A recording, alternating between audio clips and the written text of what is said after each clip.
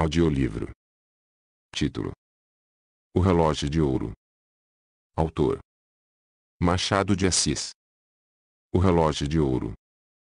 Agora contarei a história do relógio de ouro. Era um grande cronômetro, inteiramente novo, preso a uma elegante cadeia. Luís Negreiros tinha muita razão em ficar boquiaberto quando viu o relógio em casa, um relógio que não era dele, nem podia ser de sua mulher. Seria ilusão dos seus olhos? Não era. O relógio ali estava sobre uma mesa da alcova, a olhar para ele, talvez tão espantado como ele, do lugar e da situação. Clarinha não estava na alcova quando Luís Negreiros ali entrou. Deixou-se ficar na sala, a folhear um romance, sem compreender muito nem pouco aos ósculos com que o marido a cumprimentou logo à entrada. Era uma bonita moça esta Clarinha, ainda que um tanto pálida, ou por isso mesmo. Era pequena e delgada, de longe parecia uma criança, de perto, quem lhe examinasse os olhos, veria bem que era mulher como poucas. Estava molemente reclinada no sofá, com o livro aberto e, os olhos no livro, os olhos apenas, porque o pensamento, não tenho certeza se estava no livro, se em outra parte. Em todo caso parecia alheia ao marido e ao relógio. Luís Negreiros lançou mão do relógio com uma expressão que eu não me atrevo a descrever. Nem o relógio, nem a corrente eram dele, também não eram das pessoas suas conhecidas. Tratava-se de uma charada. Luís Negreiros gostava de charadas, e passava por ser decifrador intrépido, mas gostava de charadas nas folhinhas ou nos jornais. Charadas palpáveis e sobretudo sem conceito, não as apreciava Luís Negreiros. Por este motivo, e outros que são óbvios, compreenderá o leitor que o esposo de Clarinha se atirasse sobre uma cadeira, puxasse raivosamente os cabelos, batesse com o pé no chão, e lançasse o relógio e a corrente para cima da mesa. Terminada esta primeira manifestação de furor, Luís Negreiros pegou de novo nos fatais objetos, e de novo os examinou. Ficou na mesma. Cruzou os braços durante algum tempo e refletiu sobre o caso, interrogou todas as suas recordações, e concluiu no fim de tudo que, sem uma explicação de Clarinha qualquer procedimento fora baldado ou precipitado. Foi ter com ela. Clarinha acabava justamente de ler uma página e voltava a folha com ar indiferente e tranquilo de quem não pensa em decifrar charadas de cronômetro. Luís Negreiros encarou, seus olhos pareciam dois reluzentes punhais. Que tens? Perguntou a moça com a voz doce e meiga que toda a gente concordava em lhe achar. Luís Negreiros não respondeu à interrogação da mulher, olhou algum tempo para ela, depois deu duas voltas na sala, passando a mão pelos cabelos, por modo que a moça de novo lhe perguntou. Que tens? Luís Negreiros parou defronte dela. Que é isto? Disse ele, tirando do bolso o fatal relógio e apresentando-lhe diante dos olhos. Que é isto? Repetiu ele com voz de trovão. Clarinha mordeu os beiços e não respondeu. Luís Negreiros esteve algum tempo com o relógio na mão e os olhos na mulher, a qual tinha os seus olhos no livro. O silêncio era profundo. Luís Negreiros foi o primeiro que rompeu, atirando estrepitosamente o relógio ao chão, e dizendo em seguida à esposa. Vamos, de quem é aquele relógio? Clarinha ergueu lentamente os olhos para ele, abaixou-os depois, e murmurou. Não sei. Luís Negreiros fez um gesto como de quem queria esganá-la, conteve-se. A mulher levantou-se, apanhou o relógio e pô-lo sobre uma mesa pequena. Não se pode sofrear Luís Negreiros. Caminhou para ela, e segurando-lhe nos pulsos com força, lhe disse. Não me responderás, demônio. Não me explicarás esse enigma. Clarinha fez um gesto de dor, e Luís Negreiros imediatamente lhe soltou os pulsos que estavam arrochados. Noutras circunstâncias é provável que Luís Negreiros lhe caísse aos pés e pedisse perdão de haver machucado. Naquele momento, nem se lembrou disso, deixou-a no meio da sala e entrou a passear de novo, sempre agitado, parando de quando em quando, como se meditasse algum desfecho trágico. Clarinha saiu da sala. Pouco depois veio um escravo dizer que o jantar estava na mesa. Onde está a senhora? Não sei, não senhor. Luiz Negreiros foi procurar a mulher, achou-a numa saleta de costura, sentada numa cadeira baixa, com a cabeça nas mãos a soluçar. Ao ruído que ele fez na ocasião de fechar a porta atrás de si, Clarinha levantou a cabeça, e Luiz Negreiros pôde ver-lhe as faces úmidas de lágrimas. Esta situação foi ainda pior para ele que a da sala. Luiz Negreiros não podia ver chorar uma mulher, sobretudo a dele. Ia enxugar-lhe as lágrimas com um beijo, mas reprimiu o gesto, e caminhou frio para ela, puxou uma cadeira e sentou-se em frente a Clarinha. Estou tranquilo, como vês, disse ele, responde-me ao que te perguntei com a franqueza que sempre usaste comigo. Eu não te acuso nem suspeito nada de ti.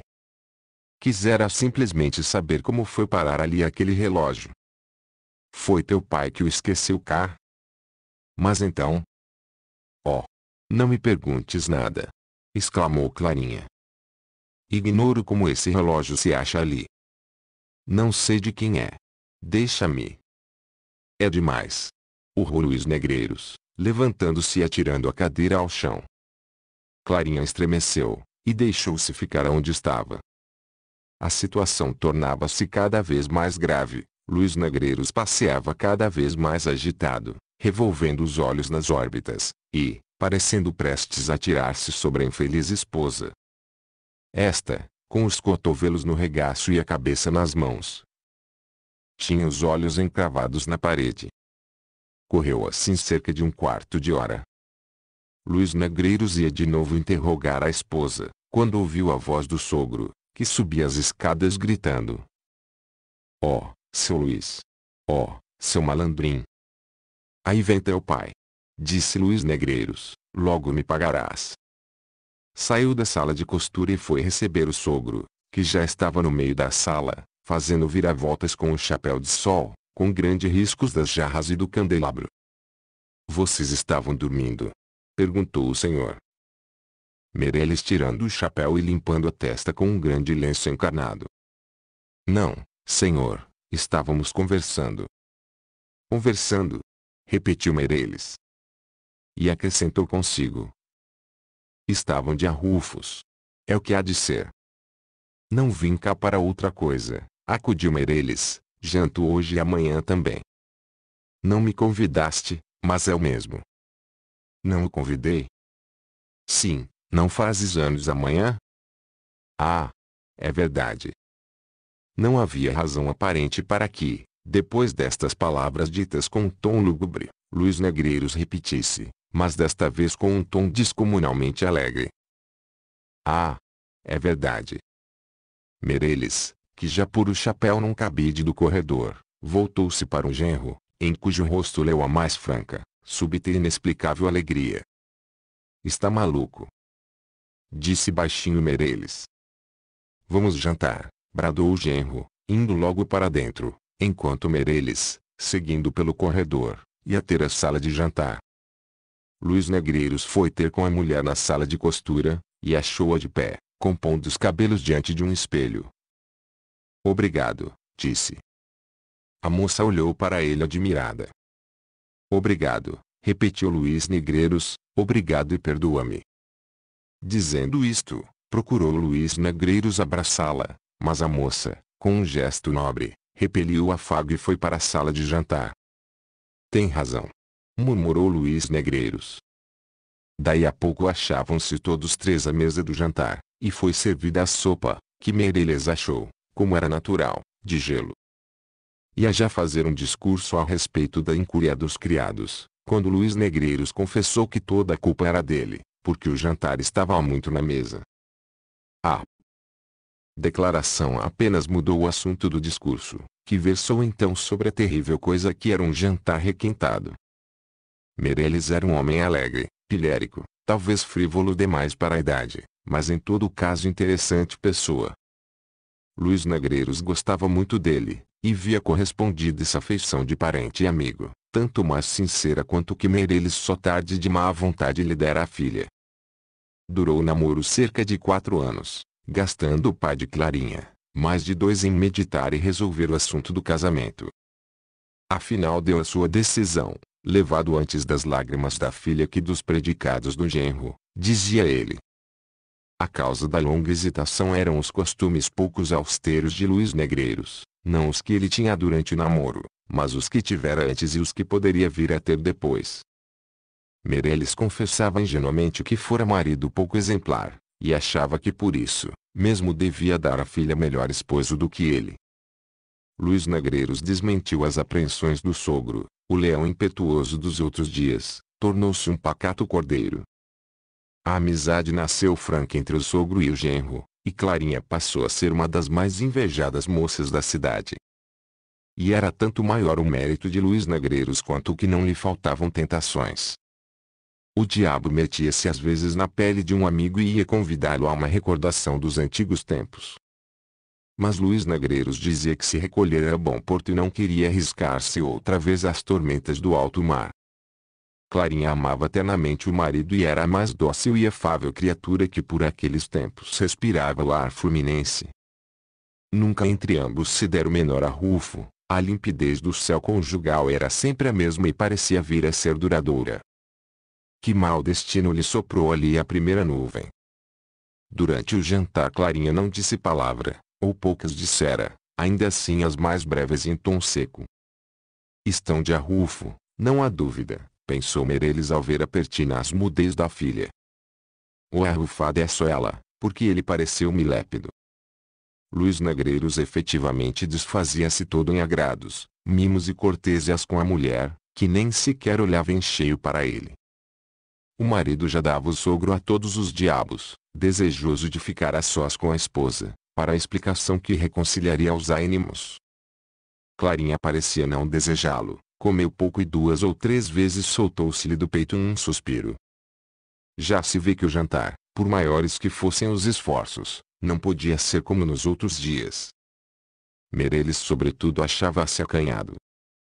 Não era que receasse algum grande acontecimento em casa, sua ideia é que sem arrufos não se aprecia a felicidade, como sem tempestade não se aprecia o bom tempo.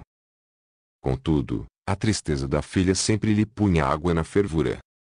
Quando veio o café, Meirelles propôs que fossem todos 3 ao teatro. Luís Negreiros aceitou a ideia com entusiasmo. Clarinha recusou secamente. Não te entendo hoje, Clarinha, disse o pai com um modo impaciente. Teu marido está alegre e tu pareces-me abatida e preocupada. Que tens? Clarinha não respondeu. Luís Negreiros, sem saber o que havia de dizer, tomou a resolução de fazer bolinhas de miolo de pão. Meirelles levantou os ombros. Vocês lá se entendem, disse ele. Se amanhã, apesar de ser o dia que é, vocês estiverem do mesmo modo, prometo-lhe que nem a sombra me verão. Oh! Há de vir, ia dizendo Luís Negreiros, mas foi interrompido pela mulher que desatou a chorar. O jantar acabou assim triste e aborrecido. Meirelles pediu ao genro que lhe explicasse o que aquilo era, e este prometeu que lhe diria tudo na ocasião oportuna. Pouco depois saiu o pai de Clarinha protestando de novo que, se no dia seguinte os achasse do mesmo modo, nunca mais voltaria à casa deles, e que se havia coisa pior que um jantar frio ou requintado, era um jantar mal digerido. Este axioma valia de boi leal, mas ninguém lhe prestou atenção. Clarinha fora para o quarto, o marido, apenas se despediu do sogro, foi ter com ela. Achou-a sentada na cama, com a cabeça sobre uma almofada, e soluçando. Luís Negreiros ajoelhou-se diante dela e pegou-lhe numa das mãos.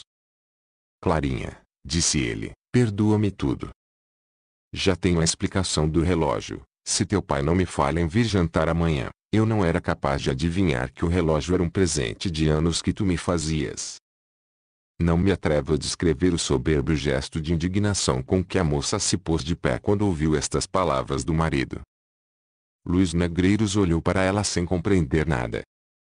A moça não disse uma nem duas, saiu do quarto e deixou o infeliz consorte mais admirado que nunca.